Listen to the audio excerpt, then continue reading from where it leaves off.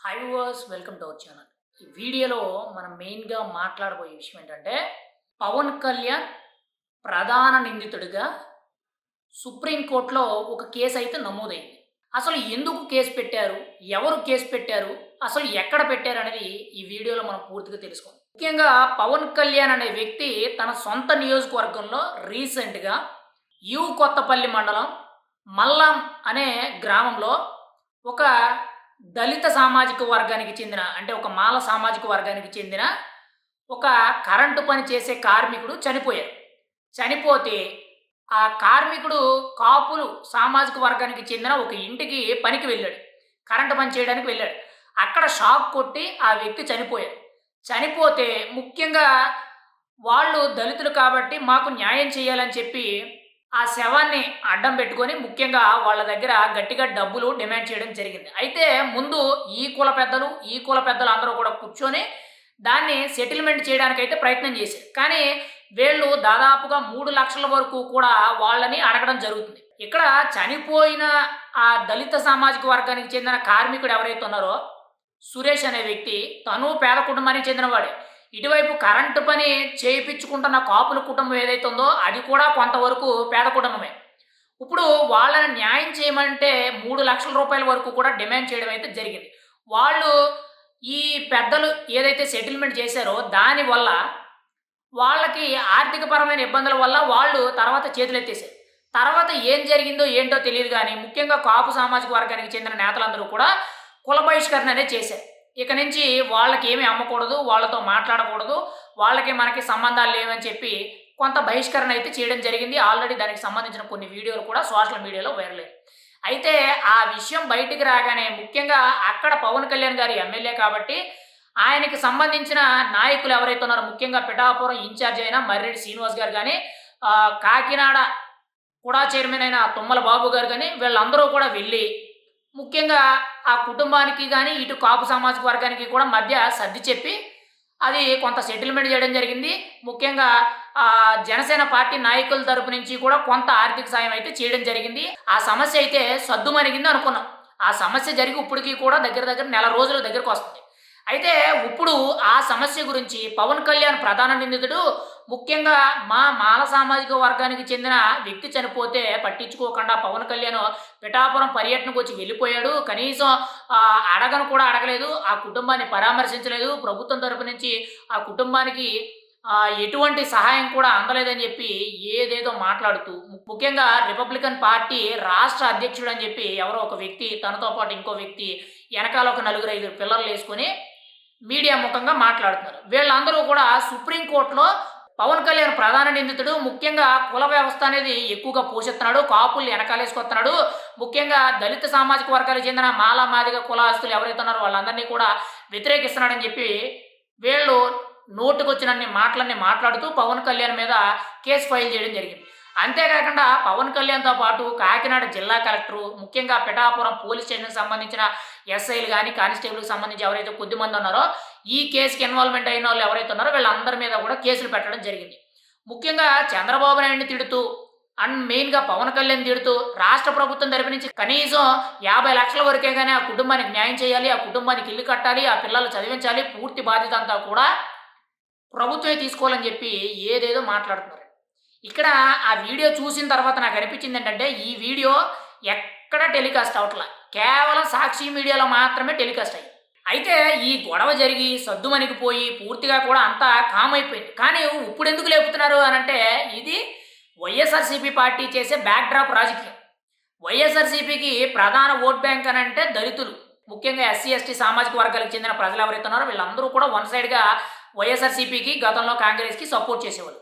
ఇప్పుడు వాళ్ళని అడ్డం పెట్టుకొని అయిపోయిన గొడవని పైకి తీసుకొచ్చి పవన్ కళ్యాణ్ గారి మీద A1 నిందితుడి కింద ఆయన ఏదో తప్పు చేసినట్టు ఆయన మీద కేసు పెడుతున్నారు. అసలు ఒక్క మాట చాలా క్లియర్గా అడుగుతున్నానండి, కనీసం బుర్ర బుద్ధి ఉండాలి.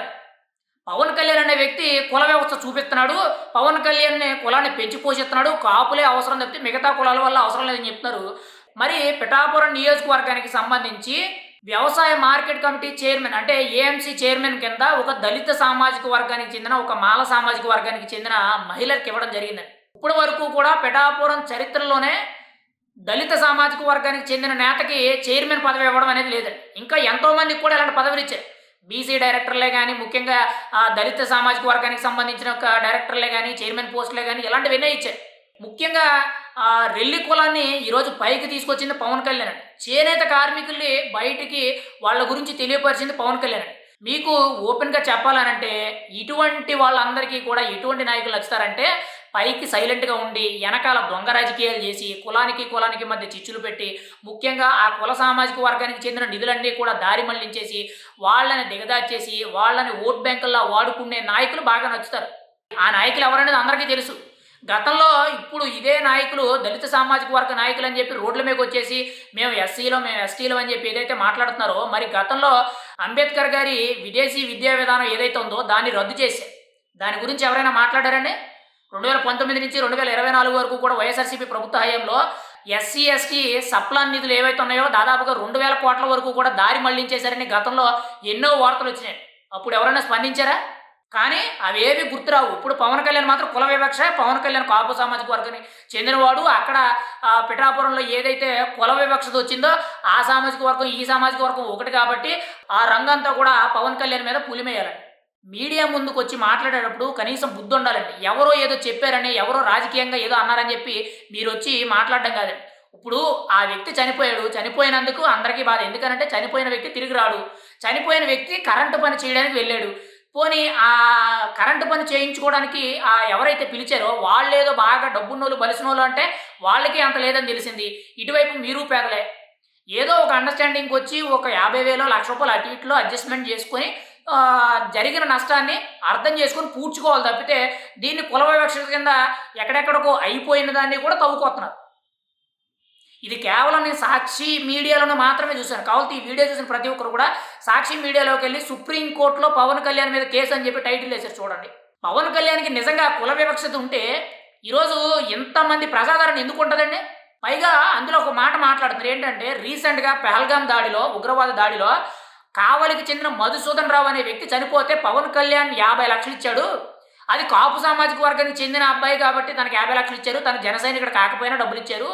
ఇక్కడ మాల సామాజిక వర్గానికి చెందిన ఆ సురేష్ అనే వ్యక్తి జన సైనికుడే.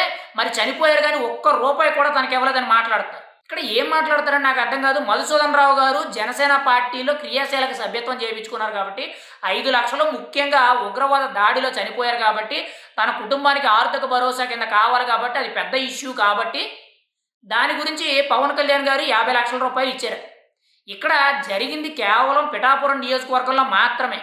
దాన్ని మీరు రంగు కింద పులిమి పవన్ కళ్యాణ్ మీద రాజకీయం చేయడానికి ఏదేదో చేస్తున్నారు తప్పితే అది సాధారణంగా చూసుకుంటే మీరు అడిగినంత డబ్బు వాళ్ళు అంటే ఎవరైతే కరెంటు పని చేయమని చెప్పి పిలిపించారో వాళ్ళు ఇచ్చినట్లయితే ఈ సమస్య అనేది ఎక్కడి వరకు వచ్చేదండి? మీరు పైగా ఎస్సీ, ఎస్టీ అట్రాసిటీ కేసులన్నీ కూడా నమోదులు చేస్తున్నారే. ఆ కేసులు పెట్టడం వల్ల మీకు బెనిఫిట్స్ అవుతాయని చెప్పి మీరు ఇలా పెట్టేసి మీరు ఇలా ఇష్టానుసారంగా మాట్లాడుతున్నారు సార్. ఎంత తప్పండి అది? ఇప్పుడు చనిపోయిన వ్యక్తి తను పని చేయడానికి వెళ్ళాడు. కొన్ని కారణాల వల్ల తను చనిపోయాడు. అందుకు అందరూ బాధపడాలి. కానీ జరిగిపోయిన ఇష్యూని, సద్దిమణిగిపోయిన ఇష్యూని మీరు ఈరోజు రాజకీయంగా ఎవరో ఒక పనికిమాల పార్టీకి సంబంధించిన నాయకులు లేదంటే కార్యకర్తలు ఏదో చెప్పారు రాజకీయంగా ఉపయోగించుకోవడానికి మీరు ఈరోజు వచ్చి ఇలా పవన్ కళ్యాణ్ మీద రాజకీయంగా రంగు పులుముతున్నారే ఎంత నీచమైనది. ఇప్పుడు మీకు ఏదైతే ఒక పార్టీని అడ్డం పెట్టుకొని మీరు మాట్లాడారో ఏ రోజైనా సరే మీకు ఓట్ బ్యాంక్ కింద చూసిన తప్పితే ఏ రోజైనా సరే మీకు ఒక 5,00,000 రూపాయలు ఇచ్చిందండి? కనీసం ఒక 1,00,000 రూపాయలు ఇచ్చిందా? కనీసం మీ కులానికి చెందిన వ్యక్తులకి కనీసం కొన్ని పదవులైనా ఇచ్చిందండి? అవన్నీ అర్థం చేసుకోవాలండి. ముఖ్యంగా గవర్నర్ గారి అపాయింట్మెంట్ కోరుతున్నాము. గవర్నర్ గారు పవన్ కళ్యాణ్ పదవి పీకేయాలి. చంద్రబాబు నాయుడు రాజీనామా చేసేయాలి. కూటమి ప్రభుత్వం దిగిపోవాలి. ఏం మాటలండి ఇవన్నీ? అక్కడ జరిగింది చిన్న ఇష్యూ. ఏదో తప్పిదం జరిగింది. అక్కడున్న నాయకులు దాన్ని సర్దుబాటు చేశారు. క్షమాపణలు చెప్పారు. వాళ్ళకి సంబంధం లేకపోయినా సరే. అది కేవలం పిఠాపురం నియోజకవర్గం అవ్వడం వల్ల వీళ్ళందరూ కూడా పవన్ కళ్యాణ్ మీద ప్రధాన నిందితుడి కింద ఆయన మీద సుప్రీంకోర్టులో కేసేస్తున్నారండి. ఇటువంటివి ఎన్ని జరిగినా కానీ పవన్ కళ్యాణ్ పోయేదేం లేదండి. ముందు పోయేది మీ పరువేనండి. ఒక శవాన్ని అడ్డం పెట్టుకొని, ఒక చనిపోయిన వ్యక్తిని అడ్డం పెట్టుకొని ఇటువంటి తప్పుడు రాజకీయం చేయడం అనేది సిగ్గుచేటండి. పైగా వీడియోలో 2-3 వ్యక్తులు మాత్రమే మాట్లాడుతున్నారు. వెనకాల ఏదో చిన్న వయసు ఉన్న కుర్రోళ్ళందరినీ పెట్టేసుకొని ఏదో మీడియా ముందుకు వచ్చేసి ఏదేదో మాట్లాడుతున్నారు. ఇదంతా కూడా వైఎస్ఆర్సీపీ పార్టీ ఆడుతున్న పెద్ద డ్రామా.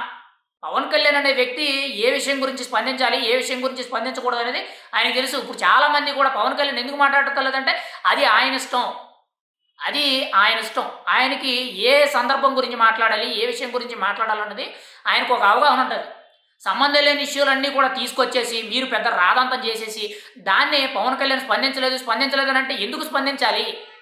ప్రతి ఇష్యూ కూడా స్పందించవలసినంత అవసరం లేదు. మరి గత 5 ఏళ్ళు కూడా ఒక దళిత డ్రైవర్‌ని చంపేశారు, ఒక దళిత డాక్టర్‌ని చంపేశారు, ఒక దళిత పిల్లవాడిని చంపేశారు. ఏ రోజైనా సరే రోడ్డు మీదకొచ్చి ప్రభుత్వానికి వ్యతిరేకంగా మాట్లాడారా? జగన్మోహన్ రెడ్డి గారికి వ్యతిరేకంగా మాట్లాడారా? ఎవడో చనిపోయాడులే మనకెందుకులే అని చెప్పి వదిలేశారు. ఏ రోజైనా మాట్లాడారా? దళిత డ్రైవర్‌ని ఒక అధికారిక పదవిలో ఉన్న ఒక ఎమ్మెల్సీ చంపేస్తే తను జైలు నుంచి రిలీజ్ అయిన తర్వాత తనేదో పెద్ద ఘనకార్యం చేసినట్టు తనని ఊరేగించి తీసుకొచ్చారు. తనకి దండలేశారు. పెద్ద ర్యాలీలు చేశారు. ఇంతకన్నా సిగ్గుచేటు ఏముంటదండి? ఇప్పుడు మీరు ఏదైతే ఒక పార్టీకి కొమ్ము కాతున్నారో ఆ పార్టీలోనే ఇటువంటి దారుణాలు జరిగినాయండి. ఇంకా ఎన్నో దారుణాలు జరిగినాయి. మీకు తెలియక మీరేదో ఒక చిన్న సమస్యని ఎక్కడో ఒక మారుమూల గ్రామంలో ఒక చిన్న సమస్యని ఈరోజు పెద్ద ఇష్యూ కింద మీరు మాట్లాడుతున్నారే. మరి రాష్ట్ర వ్యాప్తంగా గత 5 ఏళ్ళు కూడా ఎస్సీ, ఎస్టీ సామాజిక వర్గాలకి చెందిన ఎంతోమంది అమాయకులు బలైపోయారు. వారి గురించి ఎప్పుడు మాట్లాడలేదు. ఎస్సీ, ఎస్టీ సప్లాన్ నిధులు అని చెప్పి దాదాపుగా 2000 కోట్ల వరకు కూడా మీ యొక్క కులానికి ఉపయోగపడే ఆ నిధులు ఏవైతే ఉన్నాయో అవన్నీ కూడా దారి మళ్లించేసి వాడేసుకున్నారండి. దాని గురించి ఎవరు మాట్లాడలేదు. ఈరోజు పవన్ కళ్యాణ్ అనే వ్యక్తి ప్రతిదానికి కూడా తగ్గి ఒదిగి ఎవరికి అవసరమైతే వాళ్ళకి సాయం చేయడమో, తన దగ్గర ఉన్న దాంట్లో ఎంతో కొంత పంచిపెడుతుంటే మీకు చీప్ అయిపోయారు. మీరు అంటున్నారు కదా, ఇప్పుడు పవన్ కళ్యాణ్ కుల వివక్షత ఉందన్నారు కదా, మరి అదే పవన్ కళ్యాణ్కి కుల వివక్షత ఉంటే గిరిజన ప్రాంతాల్లో ఉన్న ప్రజలందరూ కూడా తక్కువ జాతి కులవస్తులే కదండి. వాళ్ళందరూ కూడా దళిత సామాజిక వర్గాలకు చెందిన వాళ్ళు, అంతకంటే ఇంకా కింద సామాజిక వర్గాలకు చెందిన వాళ్ళే కదా. మరి వాళ్ళ మధ్యలో కూర్చొని వాళ్ళు పెట్టింది తిని వాళ్ళ ఆశీర్వాదం తీసుకొని వాళ్ళకి చెప్పులు కొండాలు, బట్టలు కొండాలు, వాళ్ళకి రోడ్లు సదుపాయాలు కల్పించడాలు, వాళ్ళకి డ్రైనేజీ సదుపాయాలు కల్పిస్తున్నాడే. మరి అది కుల వివక్షత కాదండి. మాట్లాడడానికి ఒక అర్హత అనేది ఉండాలండి. అది మీకు లేదండి. ఎవడో ఏదో చెప్పాడని చెప్పి మీడియా ముందుకు వచ్చేసి ఎవరు పడితే వాళ్ళు మాట్లాడడం కరెక్ట్ కాదండి. ఈరోజు పిఠాపురంలో ఏఎంసీ మార్కెట్ చైర్మన్ అనే పదవి అనేది ఒక మాల సామాజిక వర్గానికి చెందిన ఒక మహిళకండి, ఒక సాధారణ మహిళకి. మీరు అది తెలుసుకొని మాట్లాడాలండి. ప్రతిసారి కూడా ఎక్కడ లేని దరిద్రాలన్నీ కూడా తీసుకొచ్చేసి పవన్ కళ్యాణ్ మీద వేసి రుద్దేసి ఇలా మాట్లాడడం అనేది కరెక్ట్ కాదండి. మీకు ఏదైనా ఒకవేళ ఇబ్బంది అనిపిస్తే మీరు డైరెక్ట్గా పవన్ కళ్యాణ్ గారి అపాయింట్మెంట్ తీసుకొని ఆయన దగ్గరికి వెళ్ళి, సార్ ఇలా జరిగింది సార్, ఇలా జరిగింది సార్, కనీసం మీ వంతు ఏదో కొంత సహాయం చేయండి అని చెప్పి అడిగితే ఒక పద్ధతి. అక్కడ ఆల్రెడీ ఒక వ్యక్తి చనిపోతే ఆ వ్యక్తిని అడ్డం పెట్టుకొని మీరు ఎంత రాజకీయం చేసి మీరు ఆర్థికంగా వేరొక పార్టీ ఇచ్చే డబ్బుకి లొంగిపోతున్నారు చూడండి, ఇది చిల్లర రాజకీయం అంటారు. ఇది నీచమైన రాజకీయం అంటారు.